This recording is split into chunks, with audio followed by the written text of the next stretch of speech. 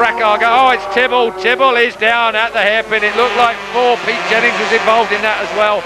Well, really, they've been so close throughout this race. It was only a matter of time before they got tangled up. And Kenny Tibble really has had his share of bad luck.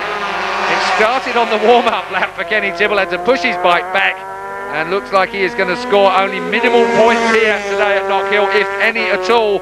Mind you, with a 44-point lead over Alan Green in this series. It's amazing that he's going to be too worried about it.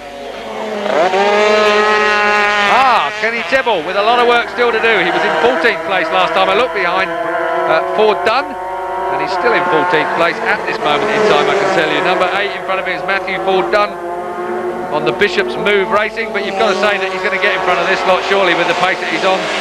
25 there is Craig Sproston. He's the next target for Kenny Tibble to get by. Oh, look at him. 5 right at the head of this bunch is Stuart Pearson on the Pearl Green Engineering Honda.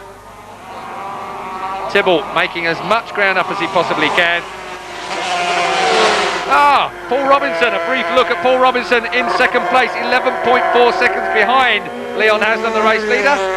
Alan Green a couple of seconds adrift of Robinson, so Robinson having a very easy ride here in second place at the moment.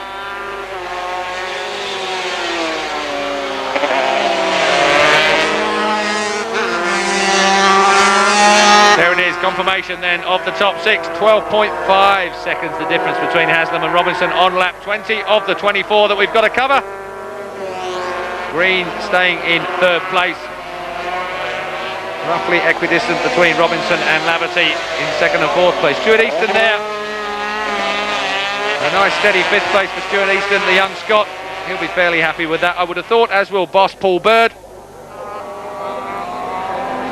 25 points is going to go to this man, Leon Haslam. He has given us a demonstration in the warmest and the hottest, sunniest race of the day here at Knockhill. It has been an awful day early on, but now the sun is out, shines down on us for the 125s.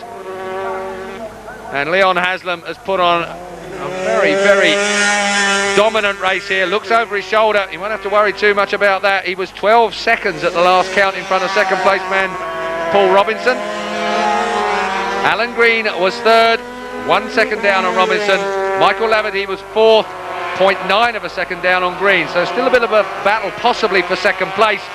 But with the last bend of the last lap, as we look closely at Leon Haslam, he will look to his right possibly. No, he's got his head down. Dad Ron is in pit lane and he yanks a wheelie. That's so hard to do when you're uphill and pulling second or third gear. Superb. What style from young Leon.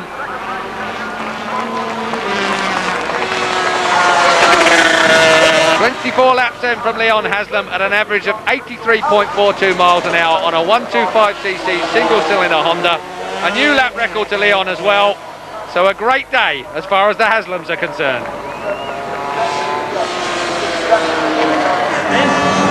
Races don't come much easier than that, especially for young Leon Haslam. 10 seconds then the eventual lead he had over Paul Robinson, the Ulsterman, in second place. Alan Green third, Michael Laverty in fourth place, Stuart Easton in fifth, Lee Jackson sixth, Jason DeSalvo seventh, and John Pearson a good eighth. Well, Lynn, you're looking very dominant out there. Didn't seem to be much catching you at one point. No, I think the plan was from the start was try and get an early lead, and I know around this circuit it's hard to pass, and if Paul or any of them was holed up, I know I could probably pull a bit of a lead, and I had my lap timer on my bike and I just basically tried to keep plugging away at them lap times, low 55s, and I think I might have got that record as well, so I'm pretty pleased with that. Yeah, you did really well. Of course, it's good for the confidence coming to the British circuits and winning like that, isn't it? Yeah, it's that's the main thing. I've got my confidence back on the bike again, and also we've done a lot of testing for the Grand Prix team. Yeah, I'm looking forward to the next GP, and hopefully I might be able to do one more British round, so it should be fun.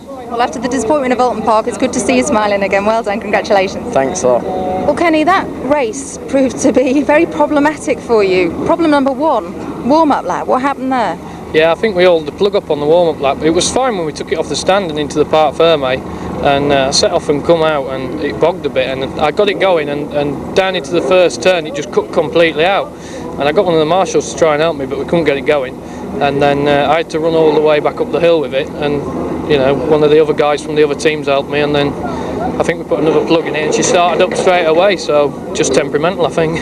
Well, of course, then you came off. You came back on into the field in 18th, but you did make up to 11th, which is fairly impressive. Yeah, I mean, that's pretty good. I mean, I was running into the hairpin fairly hot like the rest of the guys, but trying to carry my speed through. And Pete ran a little bit wide mid-turn, and I got back underneath him and we just clashed and went down. And I thought, well, we're lucky to get my bike back up, and the throttle was sticking open. There was some dirt in the throttle lever, I think, and it was just sticking open coming into the corners. I was really struggling, but happy to make up to 11th and get 5 points in the bag for us. Just when Kenny Tebble thought he was going to be a runaway leader with this series, he now only has a 30-point lead over Paul Robinson. Alan Green third, Jason DeSalvo fourth, Stuart Easton in fifth place. Then it's Pearson, Haslam and Laverty to round out the top 8. No doubt about the winner though, and once his cork popped, Leon had another lesson for Paul Robinson. Never look down the barrel of a champagne bottle. Neil Hodgson led the British Superbike series. Neil Mackenzie sat on pole position, but no one could have known what Chris Walker was about to do with his National Tyres Suzuki.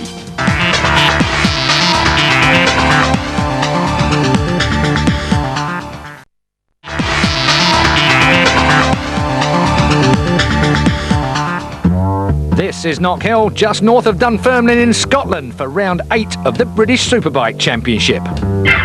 And this year British fans have had plenty to cheer about, even with Carl Fogarty injured at world level.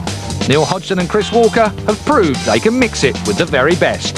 But what happens if they move up from British level next year? The Pastry.com team will run Superbikes in 2001, and then there's the D&E Ducati squad. Enzo, with the possibility of INS GSE Ducati moving on into World Superbikes, that puts your team in pole position for moving on up. Yeah, Keith, you're right. At the end of the day, the way Ducati see it basically is they'd like us to move up to British Superbikes with a reason basically to feel that if we find decent riders, we can feed them through to World Superbike, hopefully to INS or whoever Ducati feel would be the main team over there. Hell of a compliment for the work you've been doing. Yeah, I must admit I'm quite proud of that, but the Ducati family, they create a family. And the idea being we are now, let's say, one of the nephews or sons of Ducati, and that's how it's going to be. A lot more pressure as far as you and the team are concerned, though. How are you going to cope with that? It has been a learning year on the Ducatis for us. In that respect, though, it's been good because the lads have had to work coordinated. They've got to get things right. We've got to get organised, and it's coming together slowly. But I'm pleased how the boys are doing. What about with Superbikes, moving up to Superbikes? Obviously you've got things like telemetry, slick tyres, different suspension, really technically quite a lot more difficult. You're obviously going to have to poach some personnel from somewhere. Yeah, we're looking at some new personnel for next year. The telemetry side we've actually been experimenting with it this year, as you know, with Magneti Morelli. We're the only Supersport teams to actually have the full telemetry system on engine management and suspension. We've not used it to its full yet because we feel the lads need a season to get used to it, and that's why we've done it. But I'm looking around at the World Series and even in England for some computer experts and suspension experts basically to help us for next year. How confident are you of this happening? I'm not a betting man, but if you said to me 99.9, I'd say 99.9. Now you've got the difficult job finding the riders that you want to take on with you. You become very popular at August, don't you, Keith? You know that. There's a lot of good riders out there, but there's also a lot of good teams.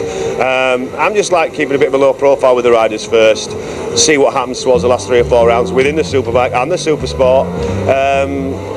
Just steady away really, we'll keep his options up. He missed Alton Park after a massive practice crash, and he's been at it again. Nurse Smith checked out Steve Plater. Well, Steve, you have been in the wars lately. Talk about bruises on top of bruises and a obvious ice pack there on your shoulder.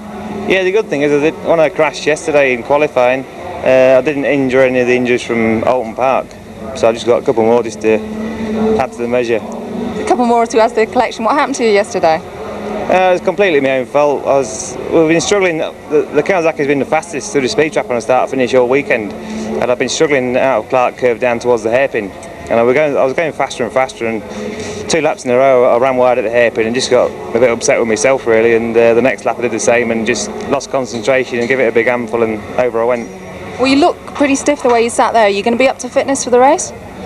Yeah, I think so. I've just been out and done the 10-minute warm-up, and it actually feels the comfiest on the bike than it does sitting in the chair, But it's like when the adrenaline gets flowing, it sort of takes over. So just hope that it'll do race distance. Well, I'm glad to see you got your toothy grin back, all repaired there then. Yeah, it's only 34 quid as well. The He's a lad. Now, one name has to be synonymous with